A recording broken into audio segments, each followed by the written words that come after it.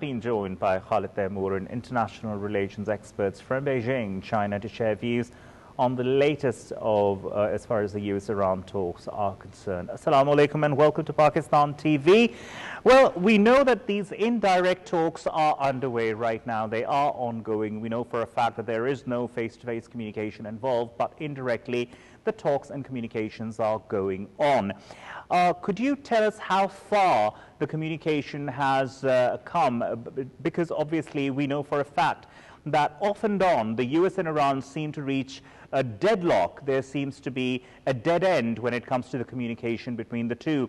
What are they doing to sort of resolve all the differences that they have, especially the gray areas in the memorandum of understanding?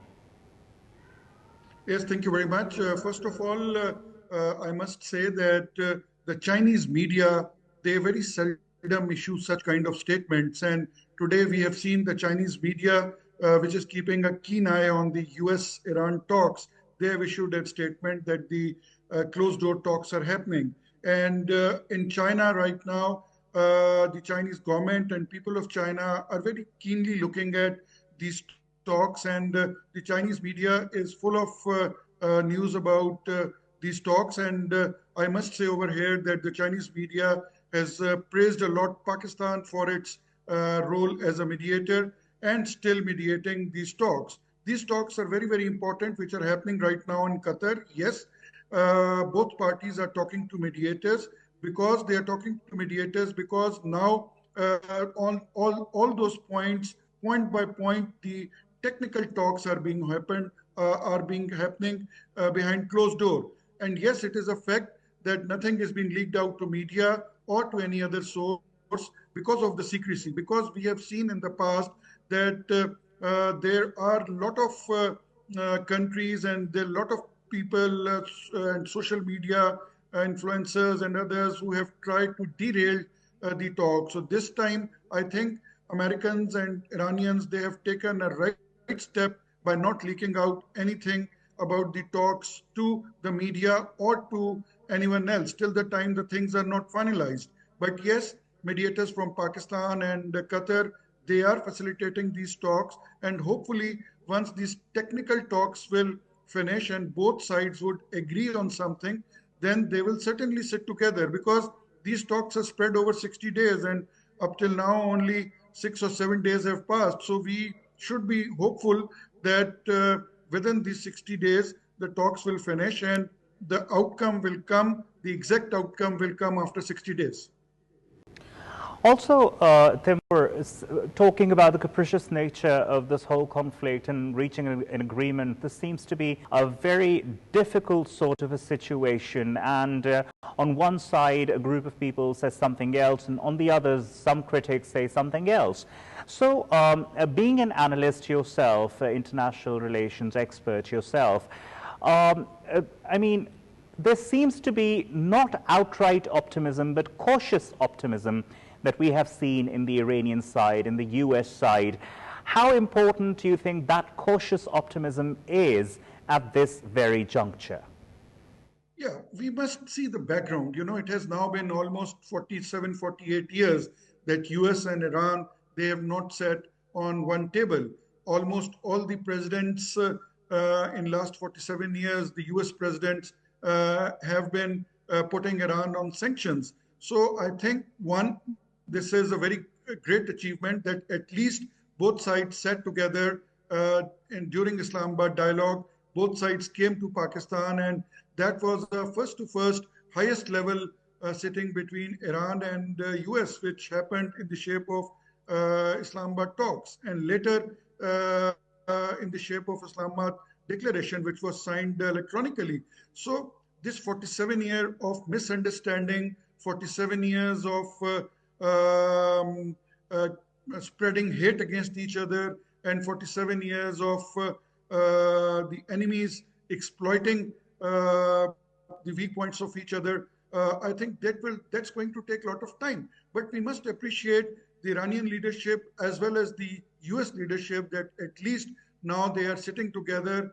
They are both sides are not now willing to waste more lives, waste more days on war. they are not willing to spend more money on the war. I think that's a very, very big achievement, because it's not only Iran which has suffered in this war. American economy has suffered a lot because of this war, and almost America had started losing its Middle Eastern friends, because the Middle Eastern countries were very much against this war. So now I think if they're sitting together, they're talking to each other, we must give them time. And if they're cautious, they have, both sides have equal right to be cautious, because if somebody is meeting after 47 years, 47 years is like almost 5 decades. So they have to be cautious. But at the same time, if they are coming back again to Switzerland, they're coming to Pakistan, they're going to Qatar, they're having these hectic travels. And from Pakistan side also, we have seen lots of trips from Field Marshal Asim Munir and from Interior Minister Mohsen Naqvi and the other technical teams to Iran and Qatar and then to Switzerland.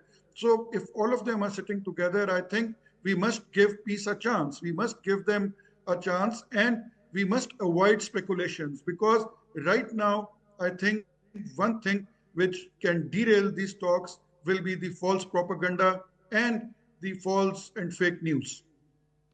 Of course, we have to be quite wary about them. Now, creating a situation, like you very rightly mentioned, that we have to be cautiously optimistic, and you also mentioned the whole background. Quite right you are.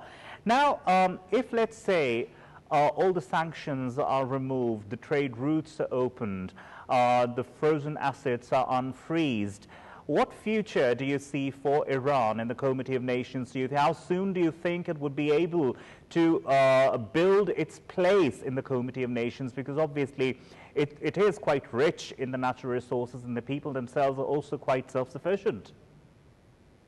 Yes, of course, these sanctions will not be lifted in one day. They are going to be a phased lifting of the sanctions. Maybe it takes 6 months to 1 year.